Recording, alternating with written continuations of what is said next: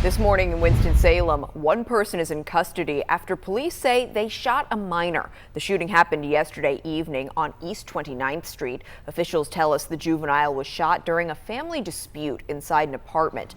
Authorities say the minor was treated for non-life-threatening gunshot wound. As of now, police have not identified the suspect or what charges they could face. Staying in Forsyth County, today family and friends will remember 16-year-old Jaden Livingston during a memorial service. He died after being shot at his home in Walkertown on May 2nd. Family members describe Livingston as being full of energy, determination, and spirit. The service begins at 11 o'clock this morning, and it's being held at Union Baptist Church in Winston-Salem. This comes as the man accused of killing Livingston and his dog faces upgraded charges. 19-year-old John Fowler Jr. is now charged with first-degree murder and animal cruelty. A judge gave Fowler no bond during a court appearance on Friday. As Fowler was escorted out of the courtroom, our crews saw him blow a kiss into the gallery. According to a judge, he could face the death penalty if convicted in this case. In Yadkin County, deputies are continuing to investigate the death of a 1-year-old girl. According to the sheriff's office, deputies responded to a call on April 30th at a home on Bob's Lake Road in Hamptonville. They found a child named Arabella suffering a medical emergency and took her to the hospital. While there, detectives found evidence that her injuries were not an accident, leading to an investigation. Arabella died from her injuries, and the state medical examiner's office ruled her death a homicide. Arabella's family says they are heartbroken and are now working on funeral arrangements.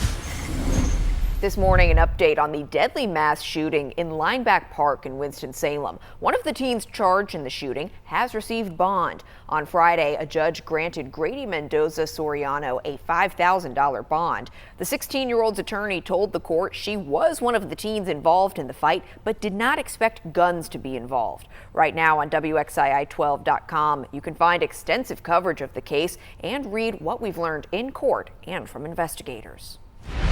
The Salisbury man accused of murdering 2 triad women will not face the death penalty in one of those cases. WXII's Chris Peterson was the only reporter in the courtroom as Ricky Lamb faced a judge Friday. He brings us the details revealed, and we do want to warn you, some of them are disturbing.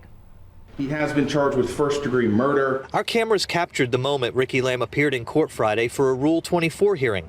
Prosecutor Devin Doherty shared that Lamb and Amber Schimmelfinnig knew each other for several months, and there was a pending child abuse case against Lamb. According to Doherty, back in September, Lamb was talking to a neighbor in front of Schimmelfinnig's Blackberry Ridge Road home when she walked by. That witness says Lamb walked up to her and started shooting. And based on the eyewitness, Mr. Lamb turned, shot her in the head with what was determined to be a .22 caliber pistol that had a silencer on it, and then walked up to her body, shot her again believed to be in the head, before removing her body from Blackberry. Doherty then revealed investigators believe Lamb drove Schimmelfinnig's body to a home in Forsyth County belonging to Leslie Green, where prosecutors say the body was dismembered. From there, Lamb allegedly drove to the home of Sunshine Hall. Miss Hall did give up that the vehicle was at her address. Sheriff's Office as well as Winston-Salem PD did go to that address, and they located part of Miss Schimmelfinnig's body. The remaining parts of her body were later found in Greensboro and Lake Higgins. At the end of the hearing, the judge granted the state's motion for the case to proceed as non-capital, meaning Lamb will no longer face the possibility of the death penalty in this case.